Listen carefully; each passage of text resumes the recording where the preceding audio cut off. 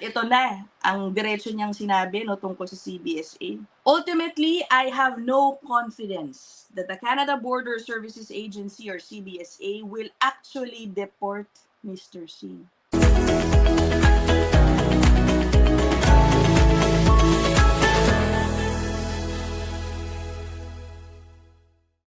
Hey guys, you're in a nutshell with me, Ina. There's an interesting story now being reported by a number of news outfits here in Canada. Halimbawa, ito na po, no? Isa ito, yung Yahoo News.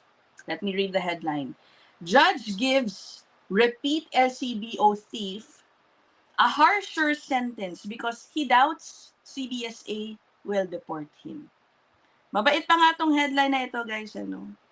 Meron pong sinasite dyan na isang federal court, hindi federal court, Ontario court decision. We will go to that in a bit.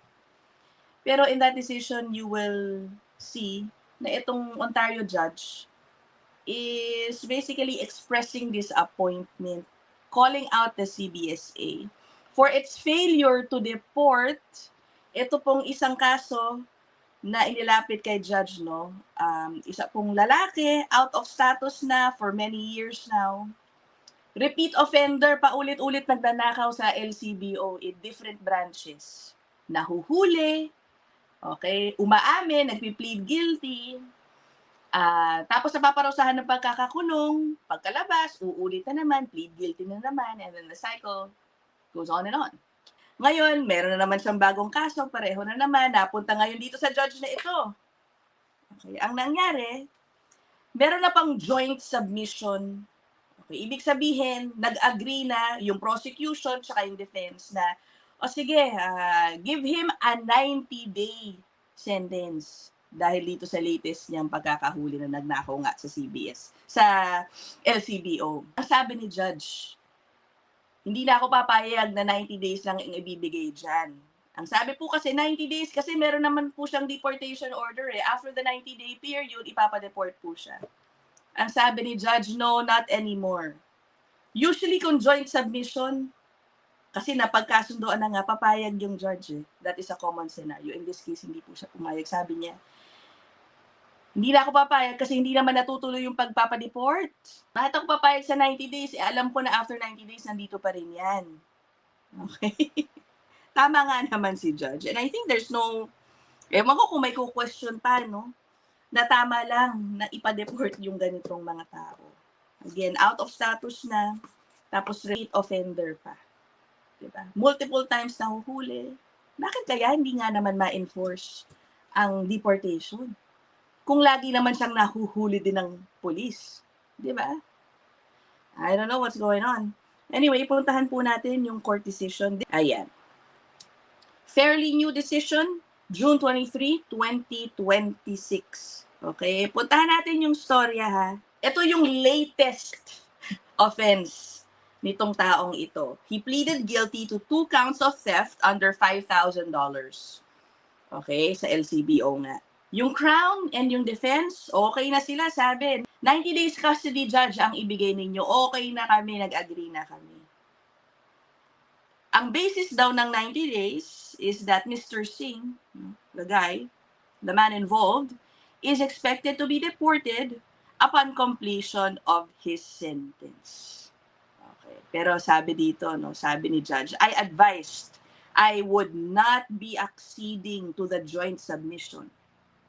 Bakit? We will find out in just a while. Balikan muna natin, ano ba itong mga pinagagawa ni Mr. Singh? 2025. Again, this only pertains to the current case. Okay? Yung kasong hinawakan lang nito ni judge. By the way, ang pangalan ni judge ay si Justice M.K. Wendell. Ang initials niya, M.K. Wendell. June 2025. Okay, si Mr. Singh nagpunta ng LCBO sa may Hamilton with two other individuals. Entered the store, got alcohol, placed it into a shopping cart. Together, they took 10 bottles of Johnnie Walker Black Label, 4 bottles of Johnnie Walker whiskey. Okay, they exited the store without paying. Later that same day, hindi pa sila happy doon sa nakuha nila. Lumipat sila ng ibang LCBO branch. Okay? At nagnakaw din po doon. They again left without paying. Total value this time, more than 3,200. None of which was recovered. At the time of this offense, he was already bound by a probation prohibiting him from attending any LCBO branch in Ontario. So you get an idea, no? Meron na siyang order to stay away from LCBO. So talagang paulit-ulit siguro tong nahuhuli niya na nagnanakaw doon. Mr. Singh is 30 years old. He came to Canada in 2016.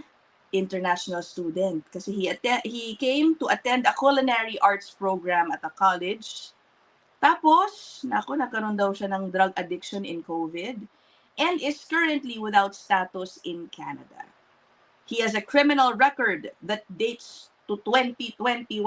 No, 2021 pa siya nag-umpisang gumawa ng kung ano-ano. Sabi ni Judge, I have concerns with a joint submission. Joint submission na 90 days na pagkakakulong ang kanyang parusa. Puntahan natin yung main concern niya. No? Again, ang sabi po kasi nung joint submission, 90 days na lang kasi ipapadeport naman pagkatapos eh. Kaya medyo maikli lang. Sabi ni Judge though, I cannot conclude as a matter of fact that Mr. Singh will be deported.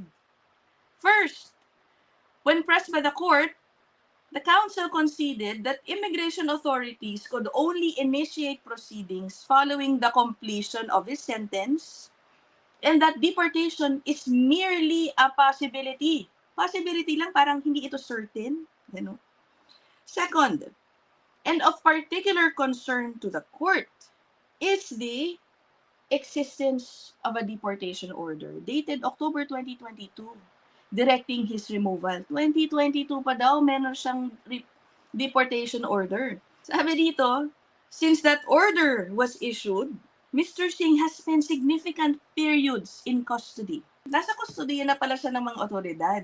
May deportation order siya. Why is he still here? I get it, right? Okay. In 2024, he appears to have been in custody for approximately 45 days. Yet no deportation occurred upon his release. In 2025, he was also in custody for 5 months and 23 days in relation to offenses including robbery, theft, over $5,000, and failure to comply with probation. And again, he was not deported. At ito na, ang diretso niyang sinabi no, tungkol sa CBSA. Ultimately, I have no confidence that the Canada Border Services Agency or CBSA will actually deport Mr. Singh. Put bluntly, a deportation order has been in place for nearly 4 years. During the time he has been in custody on serious criminal charges, under which the CBSA could have readily located and removed him, yet no action has been taken. Tama, you know, this is my opinion. I agree ako dito kay Judge. Remember, ang CBSA laging sinasabi, merong part ng kanilang inventory ng mga taong dapat pinapaalis. Yung mga wanted, MIA, hindi nila matuntun. Okay. In this case, hawak na ng authorities multiple times. So clearly, hindi siya MIA. Anyari, bakit nga naman hindi siya na papaalis? Hawak niyo na eh. The worst part is, okay, nakakalaya siya ulit, and then he commits theft again. Nakakaloka. So I'm glad an Ontario judge actually pointed this out. No? Some news reports I read actually, I think tried to get the side of the CBSA about this, pero wala pa yatang statement na nilalabas. Ano? Maliban sa frustration ni Judge dito sa CBSA, ang sinasabi rin niya, kung tutusin daw, yung mismong 90-day period, kahit pa daw siya ipa-deport, for him, it's really not enough. Dahil nga, repeat offender. Mr. Singh was involved in organized, targeted, and brazen thefts from the LCBO. The only reason he was in Hamilton was to commit theft from the LCBO. He attended 2 stores in the area. Aggravating this was that he was on a probation order not to be in an LCBO because of a prior similar occurrence. Meron ding mga nababanggit dito na nag-plead guilty siya sa same offense. Ginawa niya December 2023. Okay. Isa pa, another December 2023 din. June 2025 sa Home Depot, meron din. Tapos June 2024, LCBO. Isa pang June 2025, Home Depot rin. Uy, grabe, sa Home Depot, umabot siya ng isang 12,580 yung ninako niya noong June 2025. Sabi ng court decision, these offenses, in conjunction with those before the court, demonstrate the planned and organized nature of the thefts in Hamilton. Mr. Singh is clearly traveling throughout the province and targeting certain retailers. Kawawa naman daw yung LCBO, sabi din ni Judge, no? Yung impact of thefts sa LCBO is significant and not to be dismissed. The company suffers significant losses due to criminal activity every year. Sabi dito, it is also estimated that Canadian retailers lose just over $4 billion a year to criminal activity, or $10.8 million a day. Since LCBO is a crown agency and is classified as a taxpayer owned by enterprise, their revenue help pay for healthcare, education, and other important government programs in Ontario. So losses ng LCBO are losses to every single resident of Ontario. So taking all those into consideration, sabi ni Judge, the 90 days joint submission is simply insufficient, even if I were to consider the fact that he may be deported.